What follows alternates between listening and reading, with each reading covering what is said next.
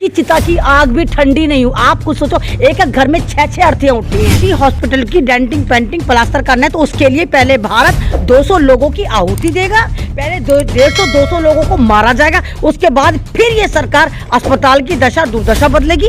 इससे अच्छा तो टूटा फूटा अस्पताल ही सही था। मोदी जी तो ये चाह रहे थे कि जितने भी मुर्दे थे वो मुजरा करना शुरू कर दें और मोदी जी का वेलकम करें कि आओ भाई, इस ग्रह में तो तुम्हें शायद लोगों ने जितना पूजना था पूछ दिया, चलो हमारे साथ ऊपर के ग्रह में चलो। बीजेपी के राज में अगर आप भारतवासी तो आप कीड़े मकोड़े हैं, आप इंसान नहीं है। फिर दबा के 24 घंटे उस सिविल अस्पताल को सजाया संवारा, टाइल लगाए जाते, फर्जी मरीजों को बिठाया जाता है, मरीज ऐसे लेकर आए जाते हैं जो जिनको कुछ ले दे के कह दिया जाता है कि बस आप जय मोदी, हर हर मोदी, घर घर। गुजरात में मोदी जी और बीजेपी की खबर में बिल्कुल के बिल्कुल एक ही ताबूत में कील ठुक गई। गुजरातियों की तो सबसे ज्यादा बदनसीबी कि मोदी जी 2 दिन तक गुजरात में उद्घाटन कर रहे थे, ट्रेनों को झंडियां दिखा रहे थे, अपनी सभाएं कर रहे थे कि जितने मरीज टूटे फूटे उससे ज्यादा तो अस्पताल टूटा फूटा पड़ा हुआ था। लोगों को क्या दिखाते कि अच्छा प्रधानमंत्री गुजरात मॉडल में ऐसे टूटे फूटे अस्पताल में। हादसा है ये कहीं ना कहीं गुजरात की पोल खोलता है, गुजरात मॉडल को बेनकाब करता है। जो एक नफरती प्रयोगशाला है जहाँ पर बदल बदल कर धर्म की जो एक प्रयोगशाला है, वहाँ धर्म की प्रयोगशाला करी जाती है,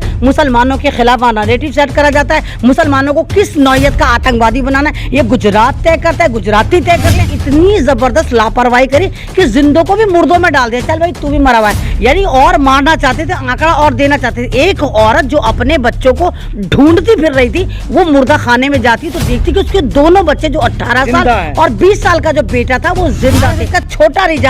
छोटा रिचार्ज जो केजरीवाल वहां पहुंच चुका है और वहां पर दिखा रहा है कि Kejriwal versus BJP, Kejriwal versus Modi ji. तो फिर भी स्कूल की शक्ल नहीं देखे तो एक जाहिल जो होता है वो ज्यादा खतरनाक नहीं होता। एक पढ़ा लिखा जिसको सिस्टम की सारी तमीज होती है, ये जूनियर हिटलर है। ये जो केजरीवाल साहब है ये जूनियर हिटलर। तुम्हारी औकात जो है मोदी जी ने मच्छरों वाली कर दी। साथियों, आप देख रहे हैं न्यूज़मेट, मैं हूं सरफराज आदिल। जिस तरह से गुजरात में हादसा हुआ उसको लेकर सियासत तेज़ है, लेकिन ऐसी सियासत जहां पर चुनाव का भी ऐलान हो चुका है, लोग जो हादसा हुआ था उसको भूल चुके हैं। इन्हीं तमाम मुद्दों पर हम बात करेंगे। बात करने के लिए सोशल एक्टिविस्ट अहमद जी क्या कहेंगे? बड़ा हादसा हुआ, उसके बाद गुजरात का ऐलान हो गया चुनाव का। देखिए, सरकार तो नहीं चाहती थी कि गुजरात का ऐलान हो, ये तो बिल्कुल भी नहीं चाहते थे। जिस तरह इन्होंने इलेक्शन कमीशन को दबाकर पिचका के रख रखा था, और अभी आप देखिए कि हिमाचल में इलेक्शन का ऐलान हो जाता है, गुजरात के इलेक्शन को रोका जाता है। लेकिन अब मोदी जी के ऊपर बहुत जन्नाटेदार वार पड़ा है, खासकर बीजेपी के मुंह पर, कि हादसे के फौरन बाद ही इलेक्शन का अनाउंस है ना, ये बताता है कि गुजरात में मोदी जी और बीजेपी की खबर में बिल्कुल के बिल्कुल एक ही ताबूत में कील ठुक गई। आपने जिस तरह देखा कि मोरबी हादसा होता है, जब कोई हादसा होता है तो देश का जो प्रधानमंत्री होता है वो कहीं ना कहीं वहाँ पर पहुँचने की कोशिश करता है, राष्ट्रीय शोक का ऐलान होता है। और हमारी बदनसीबी और गुजरातियों की तो सबसे ज़्यादा बदनसीबी कि मोदी जी 2 दिन तक गुजरात में उद्घाटन कर रहे थे, ट्रेनों को झंडियाँ दिखा रहे थे, अपनी सभाएँ कर रहे थे। यानी रविवार में, संडे में यह हादसा होता है और मोदी जी मंगल की शाम में अस्पताल पहुँचते, क्योंकि उनको पता था कि जितने मरीज टूटे फूटे हैं उससे ज़्यादा तो अस्पताल टूटा फूटा पड़ा हुआ था। लोगों को क्या दिखाते कि अच्छा प्रधानमंत्री गुजरात मॉडल में ऐसे टूटे फूटे अस्पताल में। तो लोग तो यही कहते हैं ना, अरे मरीज से ज्यादा पहले अस्पताल की मरम्मत करो, अस्पताल की डेंटिंग पेंटिंग करो, इसके प्लास्टर चढ़ाओ। तो पहले 2 दिन दबा के 24 घंटे उस सिविल अस्पताल को सजाया संवारा, टाइल लगाए जाते, फर्जी मरीजों को बिठाया जाता है, मरीज ऐसे लेकर आए जाते हैं जो जिनको कुछ ले दे के कह दिया जाता है कि बस आप जय मोदी, हर हर मोदी, घर घर मोदी बोलना। एक आदमी जिसके 4 इंच का प्लास्टर चढ़ा होता है, होता नहीं, उसको मोदी जी को देखते क्या हो जाता है। जब मोदी जी आते हैं तो पूरी टांग पर 2.5 फुट पे प्लास्टर चढ़ा दिया जाता है। तो ये जो हादसा है ये कहीं ना कहीं गुजरात की पोल खोलता है, गुजरात मॉडल को बेनकाब करता है। और जिस तरह आपको याद होगा बंगाल में क्या कर आए थे, एक्ट ऑफ गॉड, फ्रॉड, क्या क्या ड्रामे कर रहे थे, और ममता बनर्जी को कितना जलील कर रहे थे। तो यहाँ पर क्या कहेंगे मोदी जी? यहाँ पर नहीं है, यहाँ पर नहीं आएगा ये वाला सेंटेंस जो आपने वहाँ पर बोला था। तो ये जो हमारे प्रधानमंत्री हैं ये बिल्कुल एक वस्त्रजीवी बनकर रह गए। इन्होंने एक ही दिन में, जिस दिन ये वहाँ पर मंगल में गए, उस दिन 3 ड्रेसों को बदला है। आप ये देखिए कि राष्ट्रीय शोक का ऐलान नहीं करा। आप ये बताइए, अगर कोई शोक होता है, राष्ट्रीय शोक हो या वैसा शोक हो, ये भारतीयों के लिए तो होगा। जब हम भारत में इतनी बड़ी विडम्बना हो जाए कि एक साथ 200 के करीब श्रद्धालु शहीद हो जाए और आप जब भी राष्ट्रीय घोष डिक्लेयर नहीं करें, झंडा नहीं झुका रहे और आपकी सभाएं अभी भी चल रही हैं। तो ये चीज़ दर्शाती है कि भारत में जो इंसान होना है, खासकर बीजेपी के राज में, अगर आप भारतवासी हैं तो आप कीड़े मकोड़े हैं, आप इंसान नहीं है। फिर आपने कहा कि प्रधानमंत्री जब हॉस्पिटल जा रहे थे, मोरबी के हॉस्पिटल, वहाँ जो मरीज जो घायल थे उनको लाया गया था, लोग उन पर सियासत भी करने लगे। लोग ये कह रहे हैं कि मुर्दों को सजाया जा रहा है, ये भी कह रहे हैं कि उनसे आने से पहले मौत पर कोई घर को सजाता। अरे आप तो कह रहे हैं मुर्दों को सजाया जा रहा है, मुझको ऐसा लग रहा, मतलब यहाँ तो इतनी हद हो गई कि वहां पर मरीजों से ज्यादा चिंता मोदी जी की थी कि मोदी जी आ रहे हैं, मोदी जी आ रहे थे। इन्होंने इतनी जबरदस्त लापरवाही करी कि जिंदों को भी मुर्दों में डाल दिया, चल भाई तू भी मरा हुआ है, यानी और मारना चाहते थे, आंकड़ा और देना चाहते थे। एक औरत जो अपने बच्चों को ढूंढती फिर रही थी, वो मुर्दा खाने में जाती तो देखती कि उसके दोनों बच्चे जो 18 साल और 20 साल का जो बेटा था वो जिंदा थे। यानी कितनी लापरवाही कि एक अस्पताल में 2 जिंदा लोगों को मुर्दा घर में डाल दिया जाता। क्यों? क्योंकि किस लिए? क्योंकि मोदी जी की सवारी आ रही थी। तो यहाँ पर अगर अस्पताल को सजाया संवारा जा रहा था तो बिल्कुल ऐसा लग रहा था कि मोदी जी तो ये चाह रहे थे कि जितने भी मुर्दे थे वो मुजरा करना शुरू कर दें और मोदी जी का वेलकम करें कि आओ भाई, इस गृह में तो तुम्हें शायद लोगों ने जितना पूछना था पूछ दिया, चलो हमारे साथ ऊपर के गृह में चलो। शायद यही ड्रामे चले थे। तो इससे ज्यादा मजाक नहीं हो सकता जो मोदी जी ने गुजरात की जनता का, गुजरात की इंसानियत का और भारत की जनता का उड़ाया है। फायदा हुआ प्रधानमंत्री को जाने से, जो हॉस्पिटल जर्जर था जहां पर मरीज की सही से हो सकता है, इससे पहले इलाज ना होता हो, लेकिन अब तो अच्छा कर गया, नया कूलर भी। आप एक बात बताइए, अगर किसी हॉस्पिटल की डेंटिंग पेंटिंग प्लास्टर करना है तो उसके लिए पहले भारत 200 लोगों की आहुति देगा, पहले 150-200 लोगों को मारा जाएगा, उसके बाद फिर ये सरकार अस्पताल की दशा दुर्दशा बदलेगी। इससे अच्छा तो टूटा फूटा अस्पताल ही सही था कि कम से कम वहां पर 200 मुर्दा तो नहीं गए थे, इतने उससे ज्यादा बीमार तो नहीं गए थे, उससे ज्यादा घायल तो नहीं गए थे। तो ये चीज दर्शाती है कि मोदी जी का जो मॉडल है वो बेनकाब हो गया। और जिस तरह आप देखिए कि कांग्रेस को वहां बैकफुट पर करा जा रहा है, कांग्रेस का कोई वहां पर ये दिखा रहे हैं जैसे कांग्रेस तो वहां पर है ही नहीं। आपको पता है कि वहां पर गुजरात में बीजेपी के पास कितनी सीटें थी? 90 सीटें थी। और वहां पर कांग्रेस के पास कितनी सीटें थी? 77 सीटें थी उस वक्त ही जब गुजरात मॉडल का डंका बोल रहा था।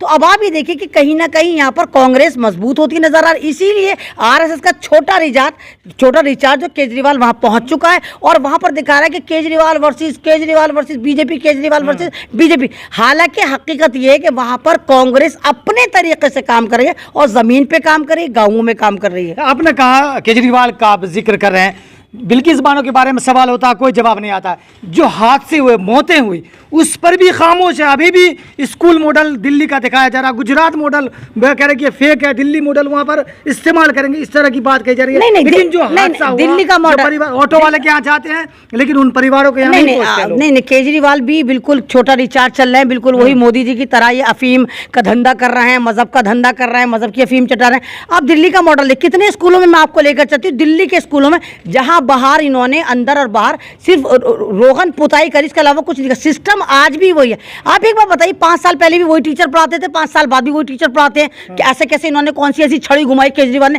कि टीचर लाइन पर आ गए? नहीं आए लाइन पे। आप आज भी चलिए स्कूलों में, बच्चे आराम से हथियार लेकर जा रहे हैं, अफीम खा रहे हैं, छोटे छोटे चाकू लेके जा रहे हैं, कट्टे लेके जा रहे हैं। मैं सरकारी स्कूल के आपको बता रही हूँ, मतलब पूरे के पूरे मेरे पास डाटे, पूरा अफीम का धंधा आज भी दिल्ली के सरकारी स्कूलों में चल रहा है। तो केजरीवाल ये बेवकूफ बनाते रहेंगे कि ये मॉडल कर दिया, वो मॉडल कर दिया, कुछ नहीं करा। दिल्ली आज भी उसी विडंबना का शिकार है। आज भी सरकारी जितने भी स्कूल हैं वहां पर यही हालात चल रहे हैं। एमएस साहिबा, स्कूलों को लेकर एक खबर बहुत चर्चा में आई थी कि केजरीवाल अपने टीचर्स को, प्रिंसिपल्स को सिंगापुर भेज रहे हैं ट्रेनिंग के लिए, वो क्या चीज़? नहीं तो बताइए, यहाँ तो फिर आप हमारा मजाक उड़ा रहे हैं ना। आप ये कह रहे हैं कि भारत में ऐसा कोई इंस्टीट्यूशन है ही नहीं जहाँ पर भारत के या दिल्ली के टीचर ट्रेनिंग ले सके।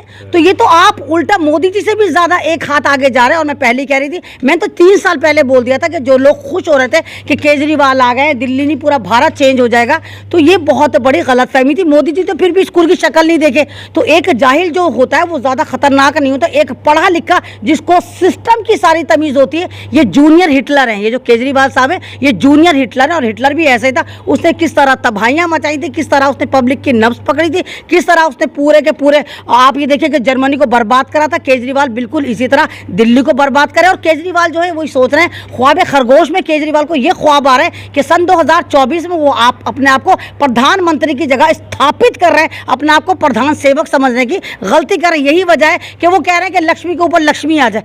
अरे नोट जो होता है खुद लक्ष्मी होता है, करेंसी लक्ष्मी होती है, और इसीलिए कहना है कि महात्मा गांधी के बराबर में लक्ष्मी भी होनी चाहिए। यानी कहीं ना कहीं महात्मा गांधी को डिसऑन करने का जो इनकी एक साजिश है वो बेनकाब हो रही। पहले इन्होंने पंजाब के अंदर से महात्मा गांधी को बाहर करा, अब ये नोट के अंदर से बाहर करा। एक तरफ तो ये कहते हैं हम क्या नाम है अम्बेडकरवादी हैं, हम अम्बेडकर के साथ हैं, दूसरी तरफ इन्हीं के जो मंत्री हैं जब वो भीमराव अम्बेडकर की 22 प्रतिज्ञा लेते हैं तो उनसे जबरदस्ती इस्तीफा ले लेते हैं। तो ये सारा का सारा ढोंगे ये वही है कि हाथी के दांत खाने के अलग हैं और दिखाने के अलग हैं। गुजरात में पिछले 20 साल या उससे ज्यादा से बीजेपी की सरकार है, तो इस बार ऐसा क्या होगा? 27 साल से कांग्रेस कैसे आ सकती है? वहाँ के लोग तो नहीं, एक बात बताइए कि भारत में दो ही तो रूलिंग पार्टी है, नेशनल पार्टी कांग्रेस एक बीजेपी है।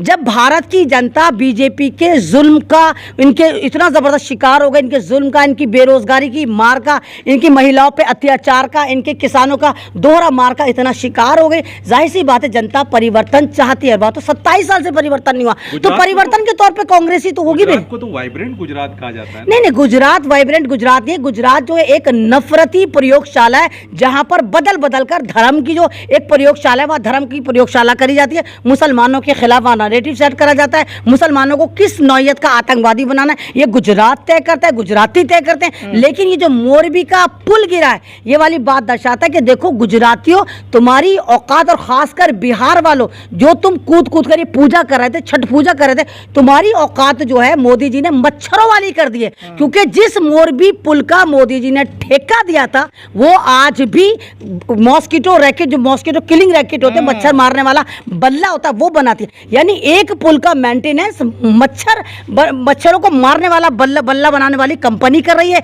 घड़ी बनाने वाली कंपनी कर रही है। और मोदी जी जो है सॉफ्ट टारगेट को पकड़ते नजर आ रहे हैं। उस पर आज तक कोई FIR नहीं हुई। किसको पकड़ रहे हैं?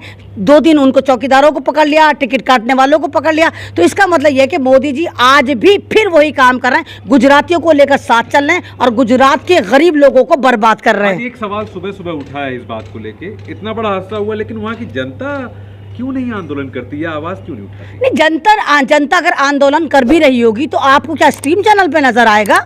यूं तो भारत जोड़ो यात्रा चल रही है, आपको किसी स्ट्रीम चैनल पर नजर आ रही है? पूरी दुनिया उस यात्रा को कवर कर रही, पूरी दुनिया के फ्रंट पेज पे चले। राहुल गांधी की पॉपुलैरिटी का यह आलम है कि राहुल गांधी टॉप 5 में आ चुके हैं दुनिया के मजबूत तरीन जाने माने शख्सियतों में, और मीडिया नहीं दिखा रही। तो मीडिया नहीं दिखाएगी, अगर प्रोटेस्ट चल भी रहा होगा वो नहीं दिखा रही होगी। और दूसरी बात, कौन प्रोटेस्ट करेगा? जिसके घर में से 5 अर्थियां उठ गई, एक बंदा बचा है, वो प्रोटेस्ट करेगा। प्रोटेस्ट तो वो करेगा ना जब गुजरात का कोई मरा हो। जब मरे ही बिहार के, बंगाल के, उत्तर प्रदेश के हो, तो गुजराती क्यों प्रोटेस्ट करेगा? प्रोटेस्ट तो आपको बिहार में नजर आएगा। अभी तो ये कहिए कि उनकी चिता की आग भी ठंडी नहीं हुई। आप कुछ सोचो, एक घर में 6 अर्थियां उठी हैं। तो जो लोग खत्म हुए हैं उनके खत्म होने से, गुजर जाने से गुजरातियों को कोई फर्क नहीं पड़ता? नहीं, कोई फर्क नहीं पड़ता। अगर फर्क पड़ता तो भारत की ये दुर्दशा ना होती। यहाँ पर यह है कि चलो बिहार का मर गया, अच्छा चलो कश्मीर का मर गया, चलो उत्तर प्रदेश का मर गया, हम तो अभी सेफ हैं।